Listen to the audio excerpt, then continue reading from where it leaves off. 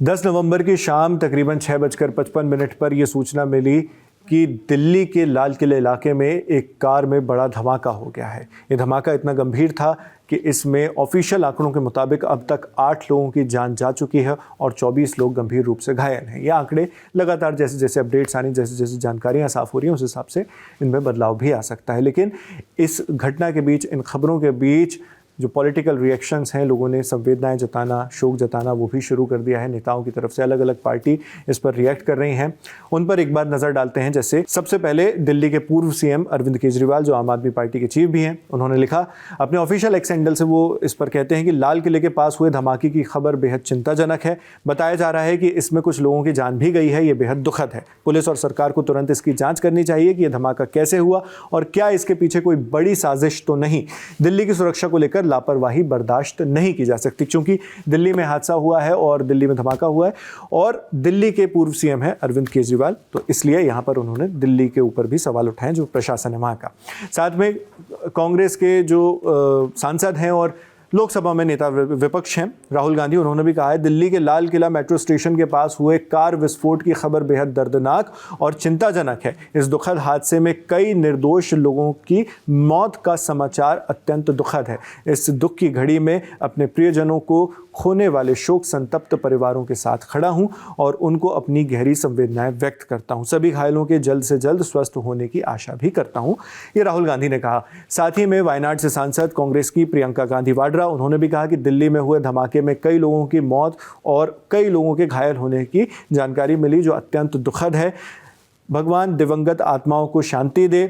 शोक संतप्त परिवारों के प्रति मेरी गहरी संवेदनाएं, घायलों के शीघ्र स्वस्थ होने की कामना करती हूं। प्रधानमंत्री नरेंद्र मोदी का भी इसमें काफ़ी वक्त के बाद, देर शाम को, उन्होंने, लगभग रात का ही वक्त हो चुका था जब उन्होंने इस पर अपनी प्रतिक्रिया दी। उन्होंने कहा condolences to those who have lost their loved ones in the blast in Delhi earlier this evening, यानी दिल्ली में आज शाम को जो ब्लास्ट हुआ उसमें जिन लोगों ने अपने प्रिय लोगों को खोया है, उनके साथ मेरी संवेदनाएं हैं।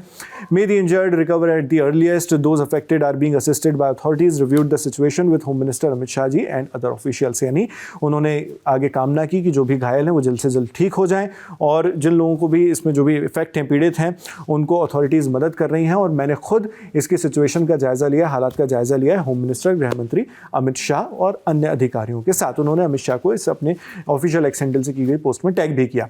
देश के जो रक्षा मंत्री हैं राजनाथ सिंह, उन्होंने भी कहा कि दिल्ली में जो कार ब्लास्ट हादसा हुआ, जो इंसिडेंट हुआ, घटना हुई, वो बहुत पेनफुल है, दर्दनाक है और बहुत विचलित करने वाली है। ऐसे समय में मुझे बहुत खेद हो रहा है और मैं अपनी जो कॉन्डोलेंसेस, अपनी संवेदनाएं जो परिवार इससे पीड़ित हुए हैं, प्रभावित हुए हैं, उनके प्रति व्यक्त करता हूं और मैं दुआ करता हूं कि सभी लोगों की जल्द से जल्द रिकवरी हो, जो भी घायल हैं। असदुद्दीन ओवैसी, AIMIM के चीफ और हैदराबाद से सांसद, उन्होंने भी इस पर रिएक्शन दिया अपने ऑफिशियल एक्स हैंडल से। उन्होंने रात के 9:40 पर पोस्ट की, कहा कि मैं इस खबर से, जो लाल किले में धमाका हुआ, इससे बेहद विचलित हूं। मैं दुआ करता हूं कि जो लोग भी इसमें इंजर्ड हुए हैं उनकी जल्द से जल्द रिकवरी हो और मैं दुआ करता हूं कि उन लोगों को, जिन लोगों ने अपने करीबियों को खो दिया है, अपने अपनों को खो दिया है, उन्हें सब्र मिले।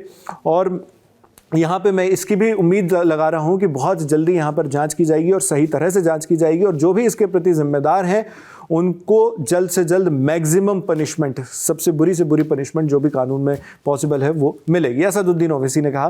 साथ में कांग्रेस के जो चीफ हैं मल्लिकार्जुन खड़गे, उन्होंने भी एक्स पर पोस्ट करके इसकी जानकारी दी, इस पर प्रतिक्रिया दी कि दिल्ली में जो लाल किला मेट्रो स्टेशन में जो घटना हुई है, जो ब्लास्ट हुआ है, उसके मुझे खबर मिली है, जिसके बाद काफ़ी डिस्टर्ब महसूस कर रहा हूँ और इसमें उन्होंने भी संवेदनाएं प्रकट की। महबूबा मुफ्ती, जो कश्मीर की पूर्व सीएम हैं, उन्होंने भी कहा कि ये जो घटना की जब मुझे जानकारी मिली, मैं उससे शॉक हो गई हूँ और बहुत दुखी महसूस कर रही हूँ। जैसे ही मुझे दिल्ली में इस घटना का पता चला, कई लोगों ने उन्होंने इसमें 8 प्रीशियस जानों की इसमें बात की है और कई इंजर हुए हैं, कई घायल हुए हैं, उनको लेकर बात की है। मैं उन परिवारों के साथ खड़ी हूँ जिन्होंने अपने अपनों को खोया है और कोई भी इसमें कोई भी शब्द बयान नहीं कर सकते कि क्या दर्द महसूस हो रहा होगा। बस मैं दुआ करती हूँ कि जो भी इंजर्ड हुए हैं, जो भी घायल हैं, उनकी जल्द से जल्द रिकवरी हो और जो भी यहाँ पर शोकाकुल परिवार हैं उनके प्रति मेरी संवेदना है। यहाँ पर लेकिन दिल्ली के ही एक अन्य नेता, आम आदमी पार्टी के नेता संजय सिंह, उन्होंने कुछ सवालिया लहजे में अपनी प्रतिक्रिया दी है।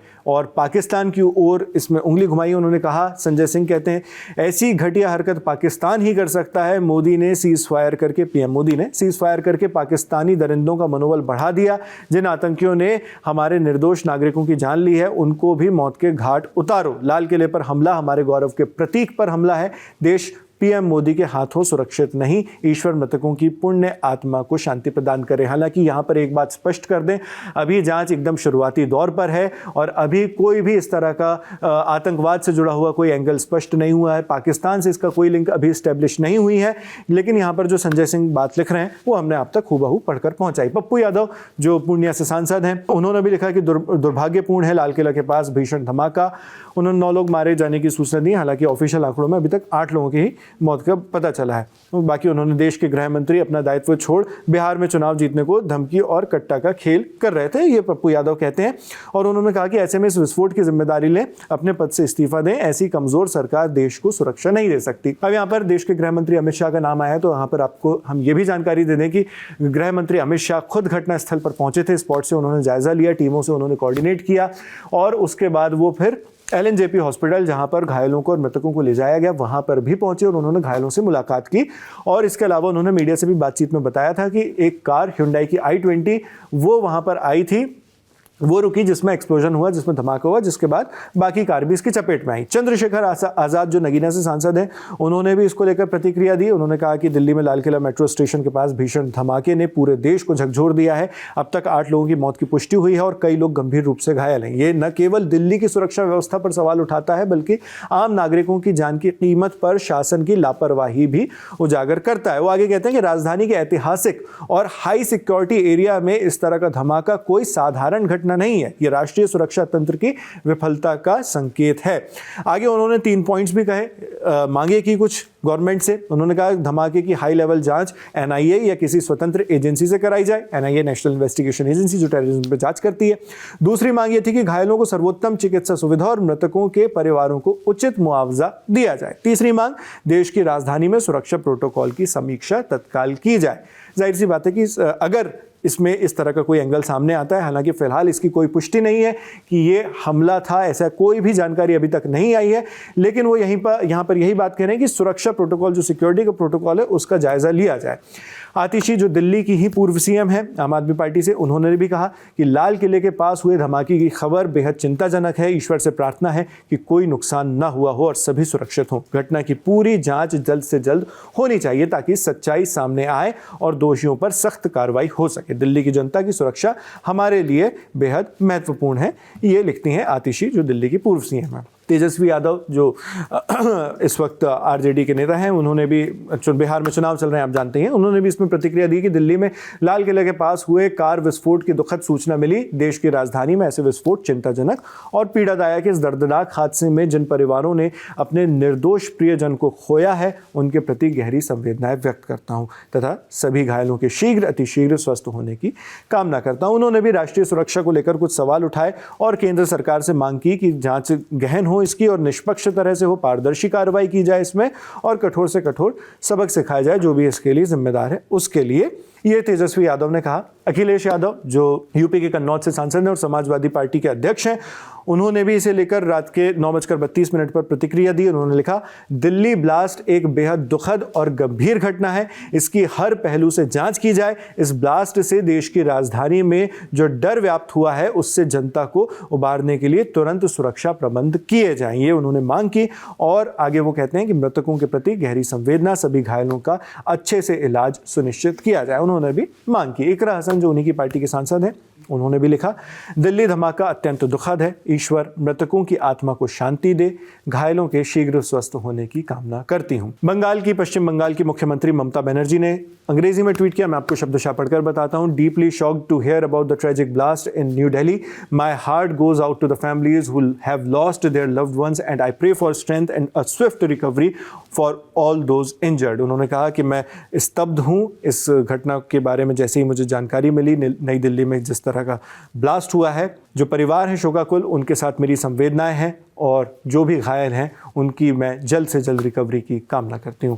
ये कहा पश्चिम बंगाल की मुख्यमंत्री ममता बनर्जी ने, और इसमें तमाम पॉलिटिकल रिएक्शंस आ रहे हैं, नॉन पॉलिटिकल रिएक्शंस भी आ रहे हैं। सारी जो अपडेट्स हैं, अपडेट्स भी लगातार आती जा रही हैं, क्योंकि ये मामला अंडर इन्वेस्टिगेशन है और लगातार ऐसे मामलों में इंफॉर्मेशन तब्दील होते जाती हैं, बढ़ते जाती हैं। जो भी आपको दिल लल्लन टॉप की नज़र बनी हुई है और आप तक हम सारी जानकारियाँ इसी तरह पहुँचाते रहेंगे। मैं हूं नावेद, देखते रहिए दिल लल्लन टॉप।